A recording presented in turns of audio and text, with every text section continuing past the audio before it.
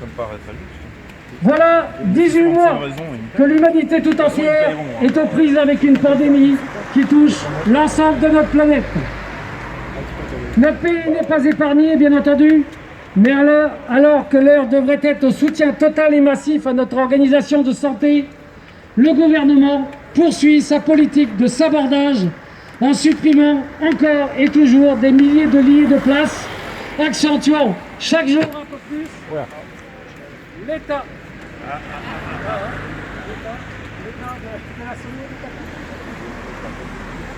Quel micro là?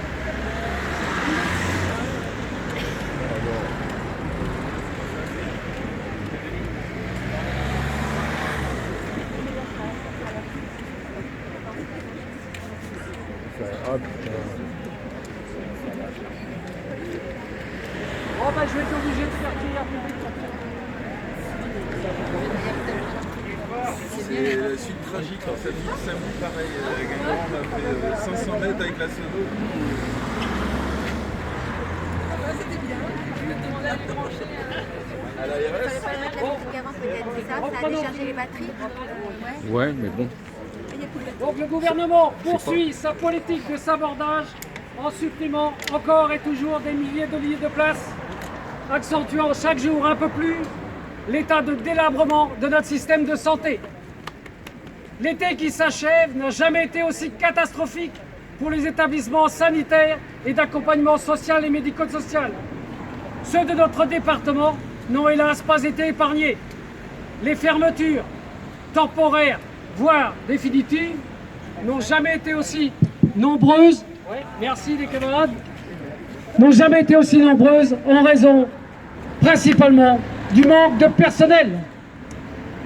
Et c'est dans ce contexte que le gouvernement s'apprête à déclencher un véritable tsunami en prononçant la suspension de milliers d'agents et de salariés en application de la loi du 5 août imposant le pass sanitaire, mais surtout l'obligation vaccinale aux travailleurs de la santé et de l'accompagnement médico-social.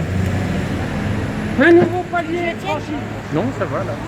Afin de tenter de masquer son incurie dans la gestion de cette crise, ce gouvernement fait tout pour en faire porter la responsabilité par les personnes non vaccinées.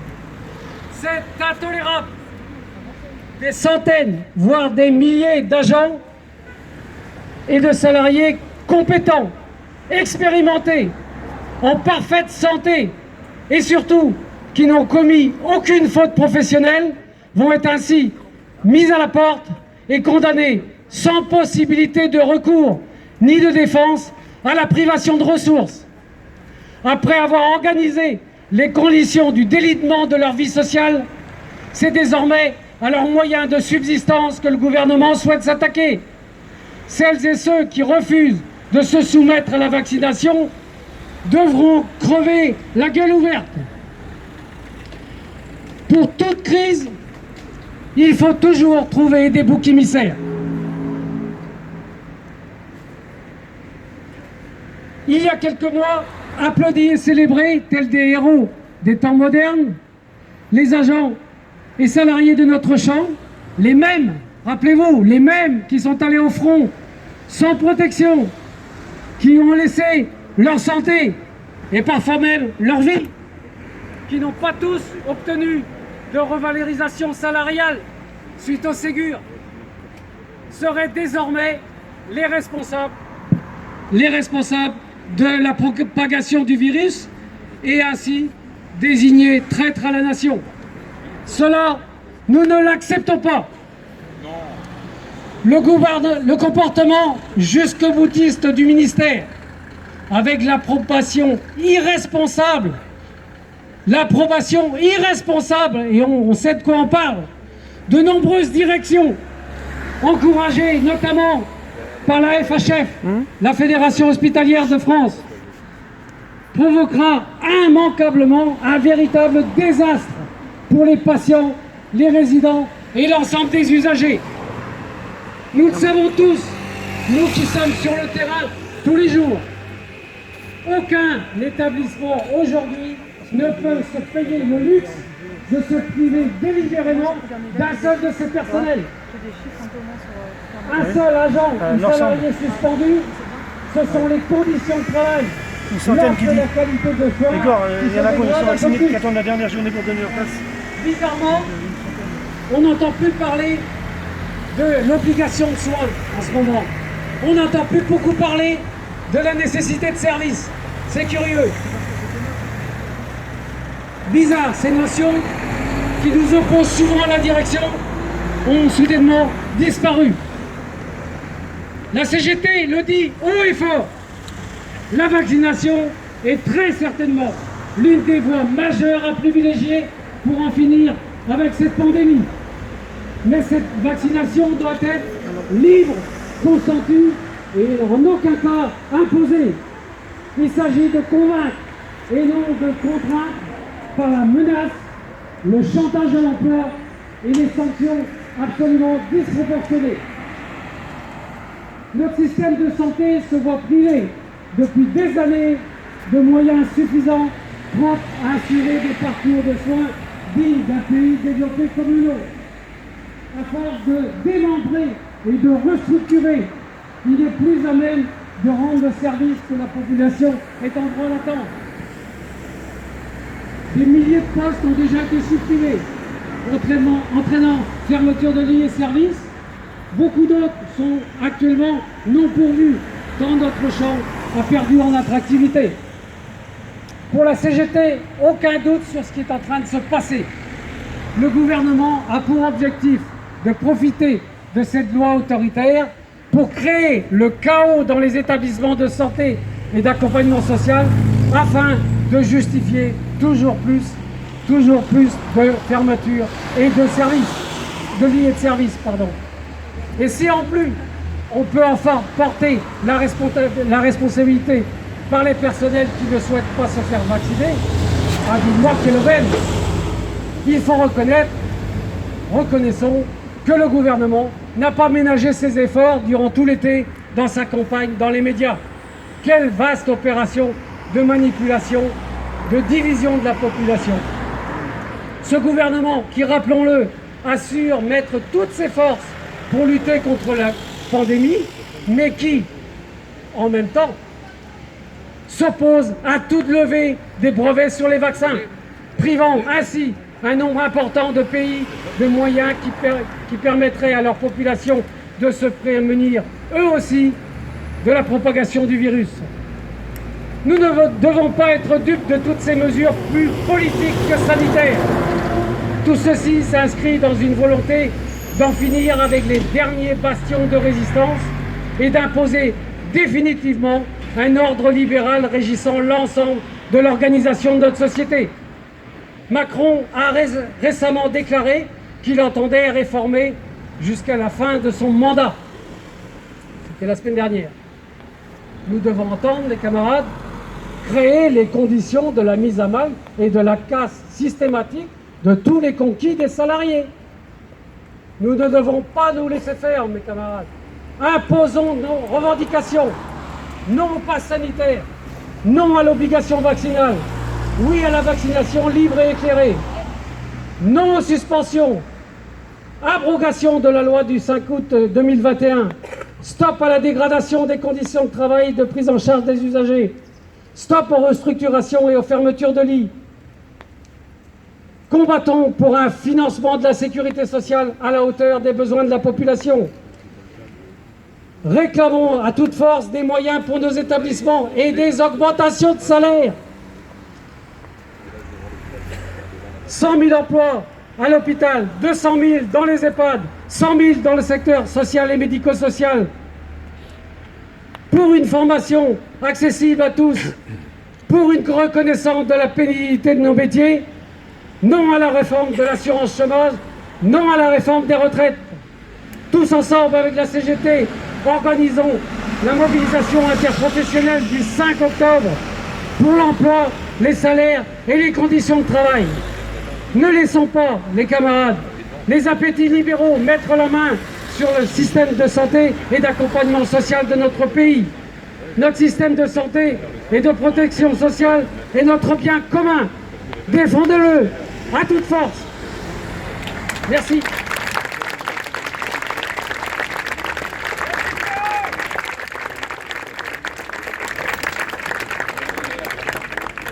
Si vous voulez, les camarades, si les unes et les autres, vous voulez prendre la parole pour apporter un témoignage, peut-être plus en rapport avec ce qu'on vit aujourd'hui dans notre pays, dans les établissements sanitaires, sociaux ou médico-sociaux, ce serait bienvenu, mais vraiment quelque chose de factuel.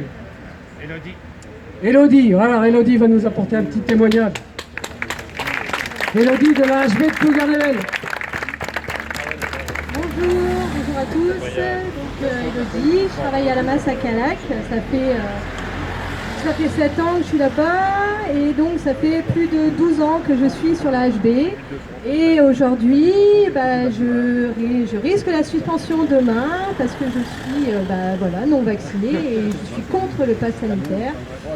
Donc voilà, j'ai décidé de me battre et c'est hyper cool d'avoir du monde à soutenir. Je vois il y a beaucoup de nos collègues de la masse qui sont là, c'est génial d'avoir des gens derrière soi. Voilà, donc moi j'ai envie de travailler, je pense que beaucoup de personnes sont là et ont envie de travailler. On nous refuse de travailler parce que on n'a pas un vaccin. Bon, je trouve que c'est un peu abusé. Et non, voilà. Verra.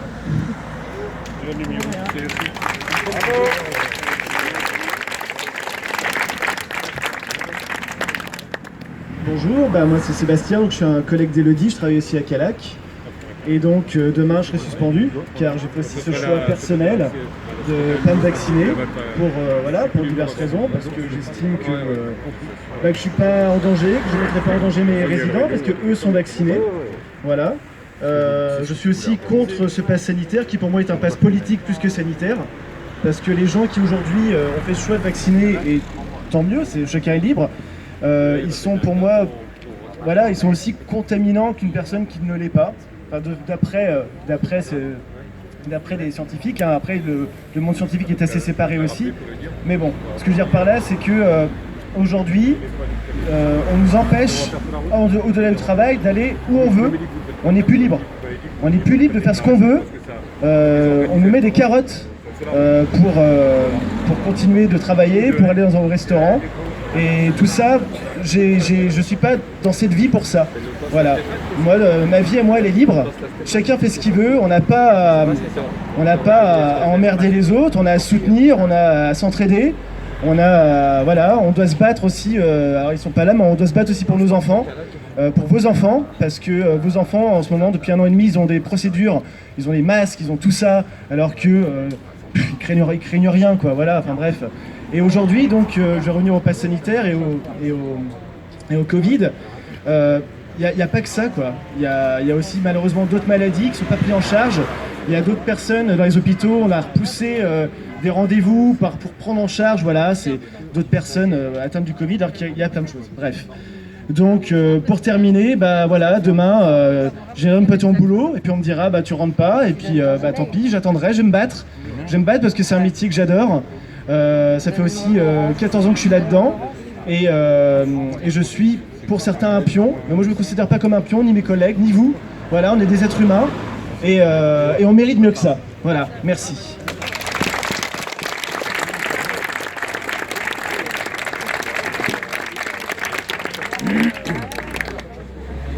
Alors, je suis content de voir qu'il y ait autant de gens qui se soient mobilisés, conscients que ce qu'ils sont en train de faire, c'est totalement illégal, conscients que médicalement, ça tient pas la route, conscients que moralement et éthiquement, ça tient pas la route.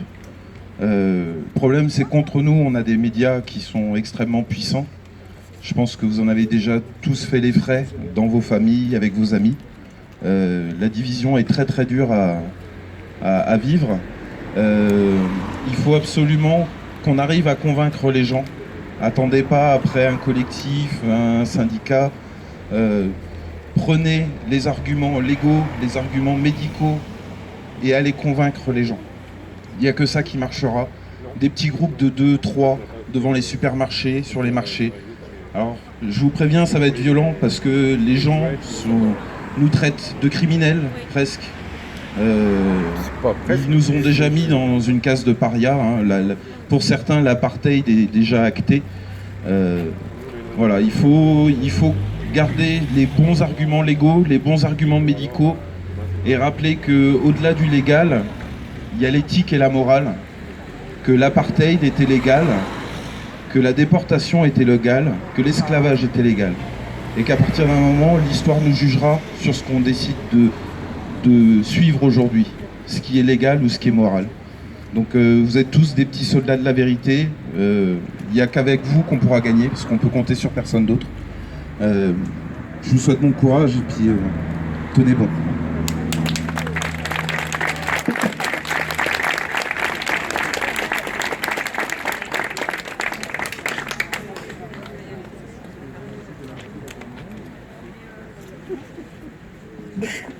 Bonjour à tous.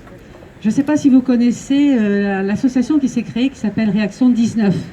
Elle est présidée par un avocat qui s'appelle Carlo, je lui suis son nom. Voilà. Donc j'ai vu sur internet une explication que je vous donne. Il y aura un référé au tribunal judiciaire de Paris le 21 octobre 2021. Le motif, c'est que les produits vaccinaux qui ont été utilisés donc depuis l'année dernière, le 27 décembre 2020, sont illégaux, non conformes aux conditions de la Commission européenne. Alors, toutes les vaccinations qui ont été faites depuis le 27 décembre sont faites avec des produits illégaux. La procédure impose l'arrêt immédiat de toute vaccination. Les médias en ont été informés par Réaction 19 et on n'en a rien entendu à la télé. Cependant, les sanctions judiciaires vont être très sévères.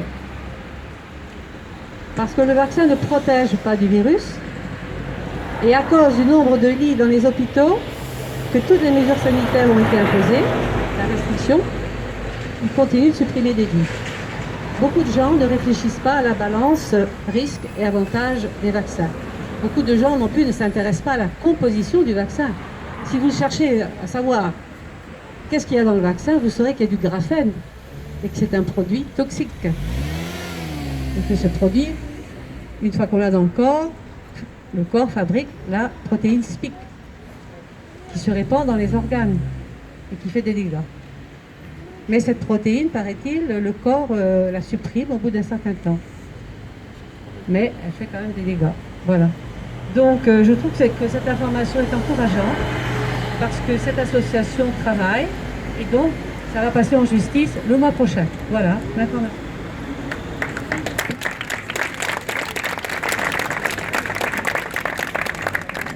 Bonjour tout le monde. Moi, juste pour recentrer un petit peu l'objet de la mobilisation aujourd'hui, on n'est pas une mobilisation anti-vaccin. Je rappelle la position de la CGT, on est contre le pass sanitaire, on n'est pas contre la vaccination. Donc c'était un petit peu pour reposer les choses. Et je vous rappelle qu'aujourd'hui aussi, il y a des gens, ici parmi nous, qui ont des revalorisations salariales parce qu'ils ont touché le Ségur, parce qu'ils sont personnels de santé, identifiés personnels de santé, ont travaillé auprès des usagers, en effet. Et puis il y a aussi parmi vous ici, des personnels de santé qui travaillent auprès d'usagers, de personnes dépendantes, qui n'ont pas touché le Ségur. Ils sont en train de te suspendre et leur en passer un 10. Légalement, si tu as envie de faire un recours, il vaut mieux se faire suspendre. On censure. Enfin bref, tout ça pour vous dire quand même qu'on est là pour ça aujourd'hui aussi, c'est une égalité de traitement entre les travailleurs et les travailleuses de toute façon, dans le secteur de la santé. que tu prennes un congé. La vaccination, c'est une chose. Moi personnellement, j'ai pas 10 ans de médecine derrière moi. Je suis pas spécialiste scientifique. Moi je fais confiance en mon médecin. Voilà, ça regarde que moi par contre, je parle pas au nom de la CGT. Mais bon, je suis infirmier quand même pour ceux qui sont pas au courant, à l'hôpital de Saint-Brieuc. Voilà, moi j'ai pris sur moi, je me suis vacciné parce que j'estime que c'est comme ça. La CGT, elle n'est pas là-dedans, elle n'est pas dans ce débat-là. La CGT, elle est sur l'égalité de traitement entre les travailleuses et les travailleurs. Ça fait plus d'1 an qu'on se bat, ça fait depuis l'été dernier qu'on se bat pour que le Ségur soit appliqué à tout le monde. Et là, vous êtes quand même palanqués aujourd'hui encore à être des exclus du Ségur, des oubliés du Ségur. Par contre, quand il s'agit de se faire vacciner et de protéger la population, là, vous êtes personnel de soins. Là, vous êtes auprès des personnalités dépendantes. Et ça, c'est quand même une aberration. Hein, ok, on vous impose tout le négatif, mais alors le positif, bah, vous allez vous asseoir dessus, quoi. Donc c'est ça qu'il faut aller chercher. Et c'est ça que le 5 octobre, il faudra encore aller chercher dans quelques semaines, parce que c'est pas fini. Ça fait 1 an qu'on se mobilise pour que le Ségur soit appliqué à tout le monde, et pour que les revalorisations salariales ne restent pas ce qu'elles ont été pour nous, parce que, mine de rien, par rapport à ce qui était attendu, c'est pas grand-chose. Et par contre, les contreparties, on va les payer cher. Donc les camarades, c'était un petit peu une petite mise au point des raisons pour lesquelles on est là aujourd'hui. Une petite parenthèse aussi, c'est qu'à l'ARS, c'est un peu la chaise musicale. Récemment, la directrice territoriale est partie, un petit peu brutalement, on va dire, en tout cas soudainement. Il faut savoir qu'à l'ARS, c'est pas la grande joie non plus. Alors, on va pas les plaindre, on n'est pas là pour ça. Mais c'est une coquille vide à l'ARS. C'est l'État, c'est le gouvernement qui mène la barque, qui donne ses injonctions. L'ARS, elle est là uniquement pour obéir. Ils n'ont pas de marge de manœuvre. Et ça provoque aussi un petit peu de souffrance vis-à-vis des gens qui sont désignés, nommés à ces postes. Et du coup, les gens, ils restent pas. Là, le mandat de Madame Loca, pour pas la citer, ça fait quoi? 1 an. Allez, 1 an et demi. C'est de pire en pire. La personne qui est là, voilà, est-ce qu'elle fera plus long? Je ne sais pas. Mais en tout cas, c'est commun sur tous les territoires en France. C'est que c'est des gens qui sont juste postés là, mais ils n'ont aucun recul, aucune marge de manœuvre. C'est le ministère de la Santé et le ministère des Finances qui mènent qui tirent les ficelles. Voilà, merci les camarades.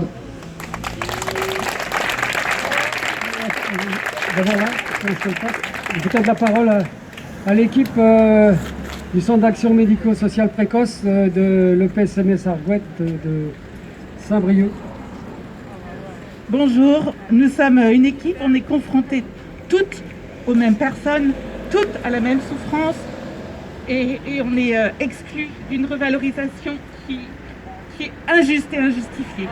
On est là pour ça aujourd'hui, donc oui à la liberté, mais oui aussi non à l'exclusion, non à la privation. Il n'y a rien qui justifie que des personnels d'une même équipe soient exclus alors qu'on travaille toutes auprès des mêmes personnes et on se prend la même souffrance dans la gueule. Bravo, bravo. On veut tous la même chose parce qu'on travaille tous pour la même chose. Voilà, c'est tout.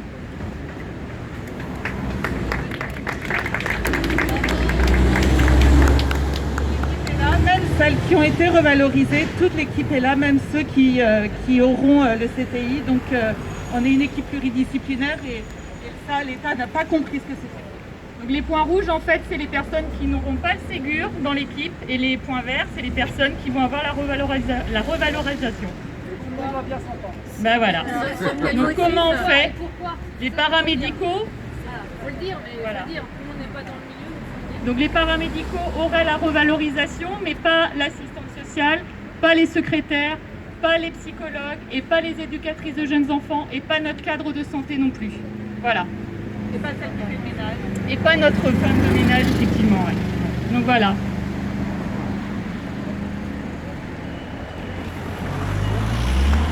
Oui, ça c'est la maltraitance.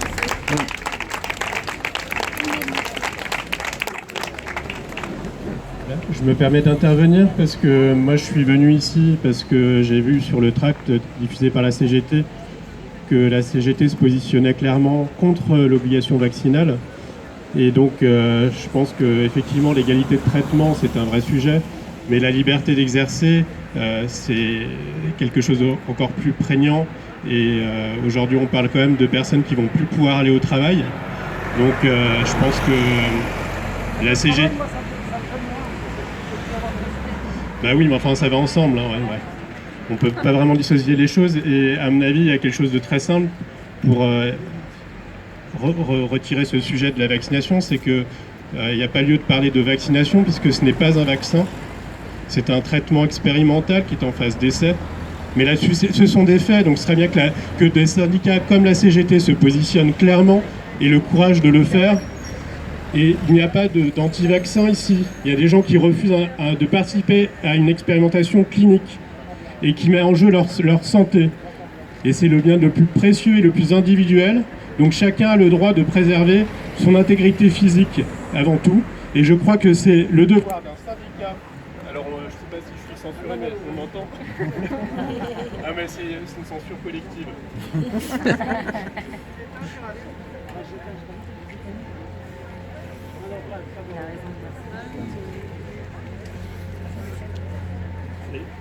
Ça fonctionne. Si c'est bon. Et donc voilà, simplement pour... je trouve ça très bien que la CGT ait organisé cette manifestation. Et c'est tout à son honneur, puisque c'est le seul syndicat qui prend une certaine expression sur le sujet. Mais je crois que c'est vraiment du devoir.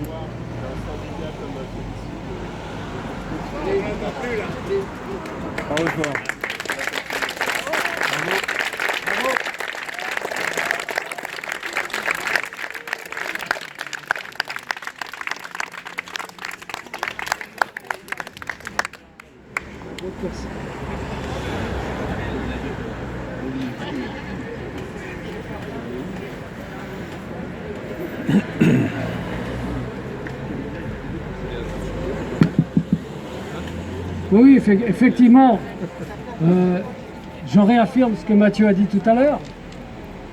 À toute force, nous sommes contre l'obligation vaccinale. Clairement. Après, c'est de la responsabilité de chacun. Et effectivement, nous, ce qu'on entend, c'est que la responsabilité de chacun soit respectée. Voilà.